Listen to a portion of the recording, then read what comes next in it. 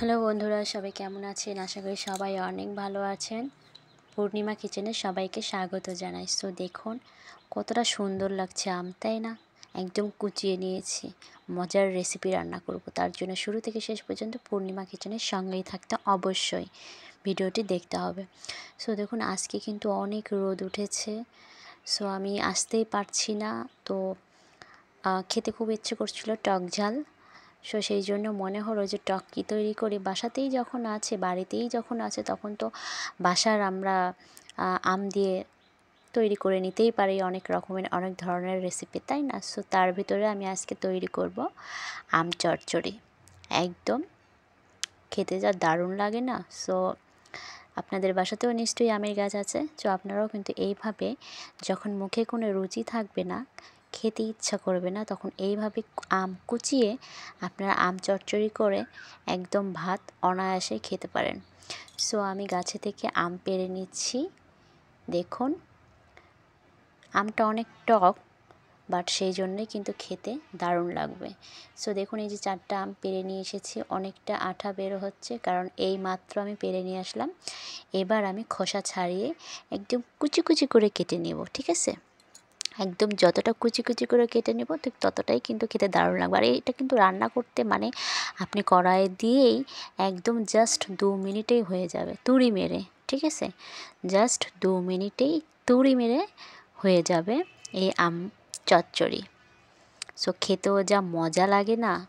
So যাদের মুখে কোনো রুচি নেই বা কোনো কিছু খেতে ইচ্ছে করছে না, তারা এইভাবে আমের চচ্চড়ি করে ভাত খাবেন, দেখবেন মুখে তো রুচি আসবেই, আরও অনেক কিছু খেতে ইচ্ছে করবে, শুধু খেতেই ইচ্ছে করবে। যারা টক ভালোবাসেন, টক ঝাল খেতে ভালোবাসেন, তাদেরই ভালো লাগবে। সবাই তো আর টক ঝাল খায় না। অনেকে আছে তারা মিষ্টি খায়, টক ঝাল মোটেই খায় না। তবে আমি মনে করি যে সব মেয়েরাই টক ঝাল খায়, মিষ্টিও খায়, বাট টক ঝালটা একটু বেশিই খায়। সো দেখুন আমি একদম কুচিয়ে নিচ্ছি, আর আমি একদম সুন্দর করে কুচিয়ে নিব। যতটা সুন্দর করে কোচানো যায় ততটা দেখতেও কিন্তু দারুণ লাগে, খেতেও কিন্তু বেশ লাগে।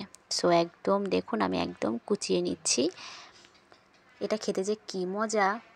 সো আপনারাও বাসায় ট্রাই করবেন, অবশ্যই ট্রাই করবেন, ঠিক আছে? সো দেখুন ওয়াও কতটা সুন্দর হয়েছে, আমি কতটা সুন্দর করে কুচিয়ে নিয়েছি দেখুন একবার, কতটা চিকন চিকন করে কুচিয়ে নিয়েছি। হ্যাঁ, এইভাবে আপনারা চিকন চিকন করে কুচিয়ে নেবেন এবং তেলের ওপর দিয়ে জাস্ট 2 মিনিটেই হয়ে যাবে, ঠিক আছে? কোনো ঝামেলা নেই। সো দেখুন আমি কুচিয়ে নিয়েছি, তারপর আমি একটি প্লেটে নিয়ে নিয়েছি, একটু জল দিয়ে সুন্দর করে ধুয়ে নিয়েছি। তারপর তেলের ওপর দেখুন আমি 2টো লঙ্কা ভেঙে দিয়েছি, কাঁচা ঝাল দিয়েছি 3-4টে, এবং সর্ষে ফোড়ন দিয়েছি, ঠিক আছে? তারপর আমি কেটে রাখা আমগুলো তেলের ওপর দিয়ে দিব।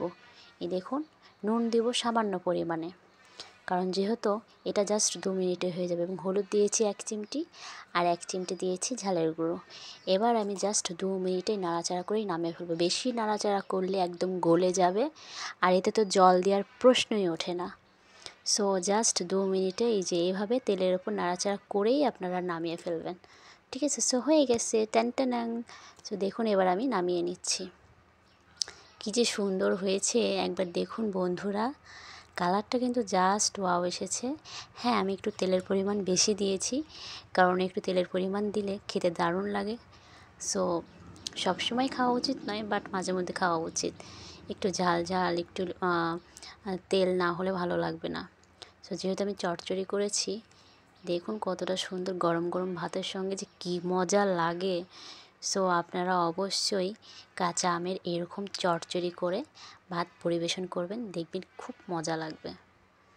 সো আমার এই আমের চচ্চড়ি কেমন হয়েছে কমেন্ট করে জানাবেন, এবং কে কোথায় থেকে দেখছেন সেটাও কমেন্ট করবেন। পূর্ণিমা কিচেনে আপনাদের কেমন লাগে, পূর্ণিমার রান্না আপনাদের কেমন লাগে, সেটাও কিন্তু কমেন্ট করতে ভুলবেন না বন্ধুরা। সো আমি একটু ভাত নিয়েছি 1 চামচ, তার উপর একটু আমের চচ্চড়ি নিয়েছি। সো আমি একটু খাবো, আমার খুব খেতে ইচ্ছে করছে। সো দেখুন কী যে সুন্দর লাগছে। সো আমি একটু খাবো, আপনারাও দেখতে থাকুন। একদম মধু মধু, কী যে মজা! এই যে একটা শুকনা জাল পেয়েছি, সেটা আমি এবার ডলে ডলে ভাতের সঙ্গে পরিবেশন করব, টক ঝাল। আহা হা, কি মজা! দারুণ দারুণ মজা হয়েছে। কি মজা, একদম মধু। সো আপনারাও বাসায় এভাবে ট্রাই করে খাবেন।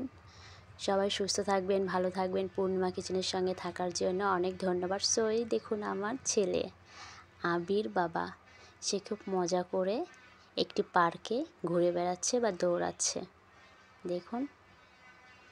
সো সবাই সুস্থ থাকবেন, ভালো থাকবেন। পূর্ণিমা কিচেনের সঙ্গে থাকার জন্য অসংখ্য ধন্যবাদ জানাই। টাটা বন্ধুরা।